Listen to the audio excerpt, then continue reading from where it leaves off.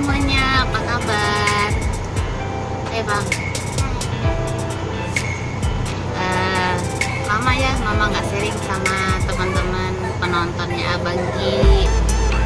Nah, sekarang itu adek Tasya lagi potong rambut. Jadi kita nungguin sambil sharing. Iya Bang ya. Ini agak silau sih. Matahari sore ya panas.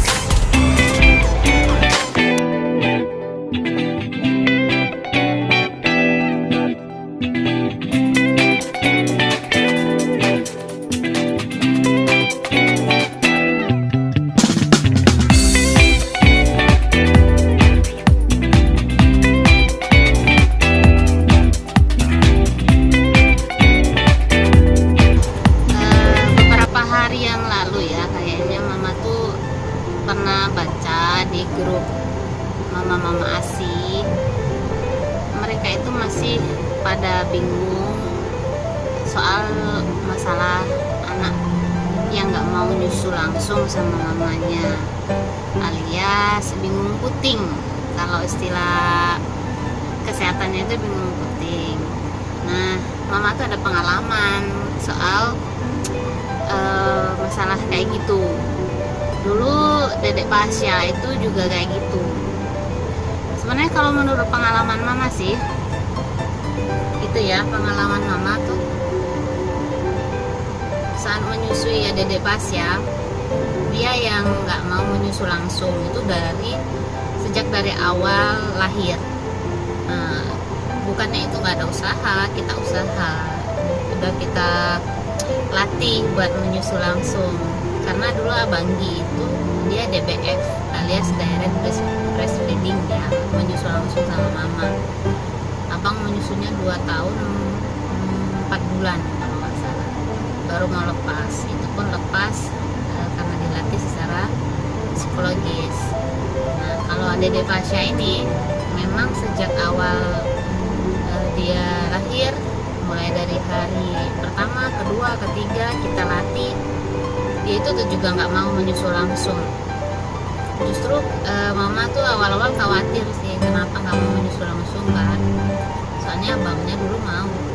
Nah, ternyata itu bukan masalah bukan masalah yang besar lah menurut mama, karena kebanyakan ini ibu-ibu mama-mama di rumah itu merasa kayak bersalah gitu, anaknya nggak mau menyusu langsung pakai DOT. Ada juga yang dapat didoktrin ya, didoktrin?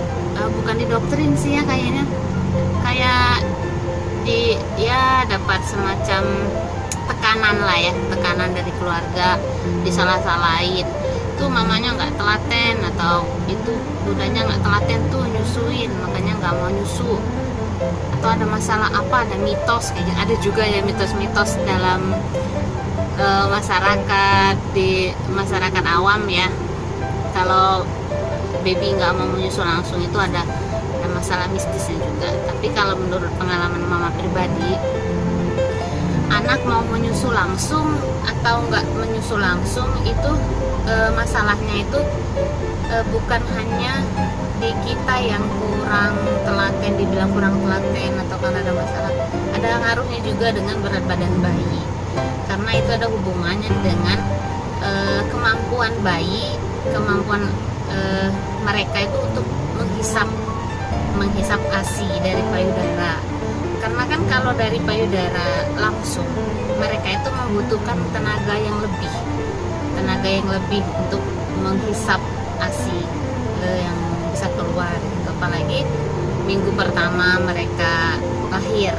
Nah, kalau untuk bayi-bayi yang berat badannya agak kurang dari 28 ya, kalau pengalaman mama, karena dede Pasya dulu itu beratnya itu 27.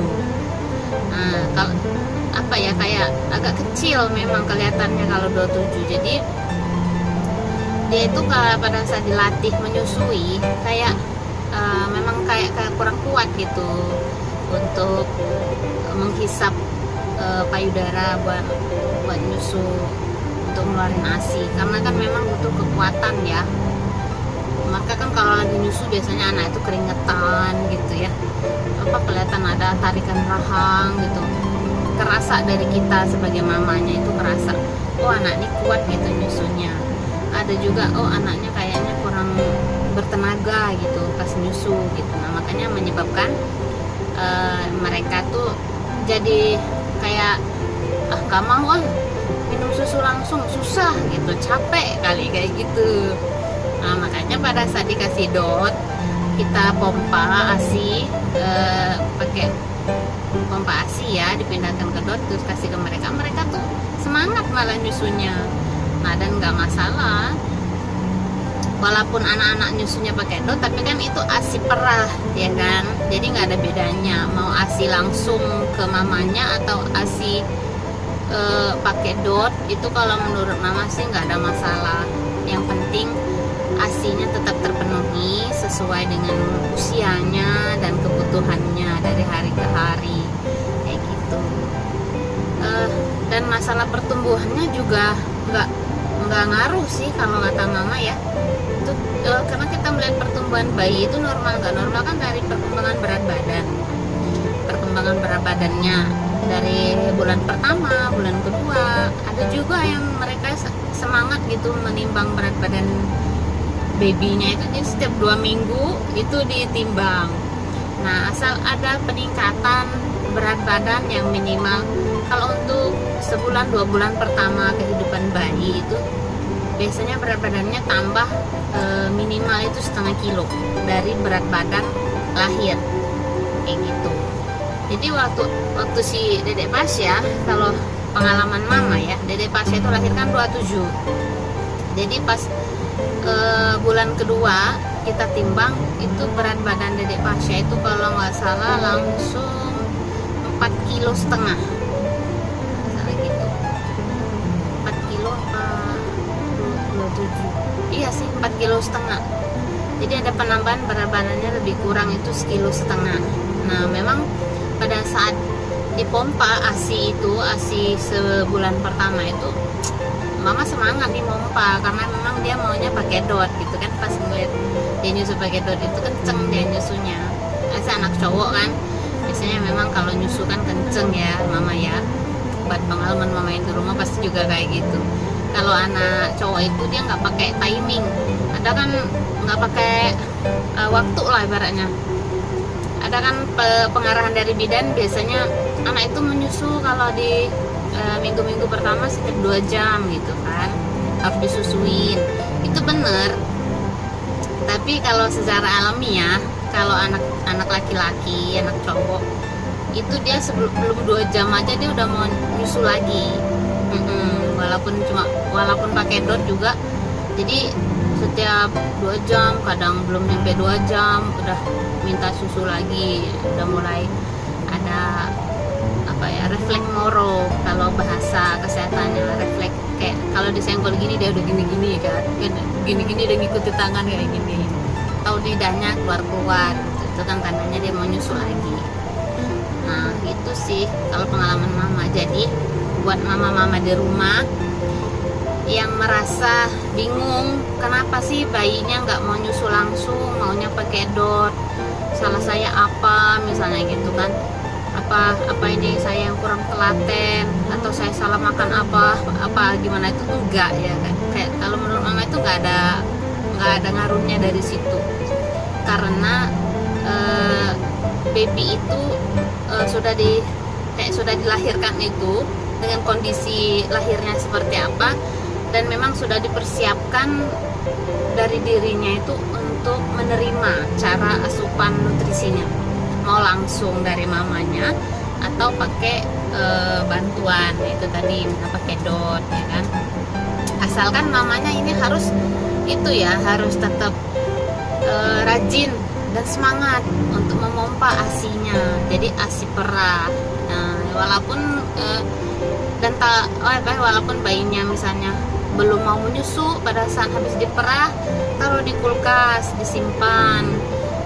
Penyimpanannya mungkin udah pada tahu, simpan ASI itu di dalam kulkas. Kalau di kulkas biasa itu dia tahan sampai 24 jam ya. Kalau mama itu pengalaman biasanya mama taruh aja di dinding kulkas, itu tahan sampai 8 jam. Kalau taruh di dalam kulkasnya yang di rak itu biasanya tahannya 24 jam. Kalau di suhu ruangan biasa, habis kita perah, kita taruh dot, kita tutup gitu, dia tahannya 6 jam ASI. Jadi makanya ASI itu diperah harus langsung ditaruh ke wadah yang steril, yang udah bersih ya. Terus disimpan di tempat yang teduh lah, yang dingin, jangan yang kena terpapar sinar matahari langsung. Nggak usah di dekat jendela kamar misalnya gitu. Taruh di tempat yang teduh. Kalau misalnya kayaknya dedek ini mau minum lagi deh, 2 jam lagi atau 3 jam lagi gitu, taruh aja di meja kamar, nggak apa-apa. Tapi kalau yang memang rajin mompa nih, kadang kan banyak nih dapatnya pada saat kehidupan pertama kan, baby paling minumnya 40 cc gitu ya, paling banyak. Terus ada yang 20 cc, 30 cc gitu. Nah ada yang kalau sekali pompa dapatnya 100. Nah itu kan hebat tuh mama yang bisa pompa ASINya banyak. Nah sisanya bisa disimpan dalam kulkas kayak gitu. Jadi gitu ya, sharing mama kayak gitu. Jadi selama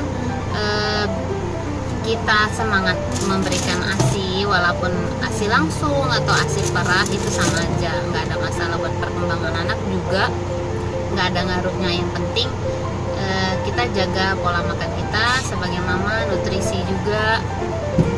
Nah ini udah selesai ya guys. Jadi harus dijaga aja nutrisinya sama istirahatnya. Itu ya mama pinter yang di rumah, mama milenial. Jangan mudah panik dan jangan stres kalau lagi menyusui, karena psikologis mama juga mempengaruhi produksi ASI. Oke? Nanti kalau ada yang mau tanya-tanya atau mau mama sharing soal penyimpanan ASI atau cara menyusui yang benar,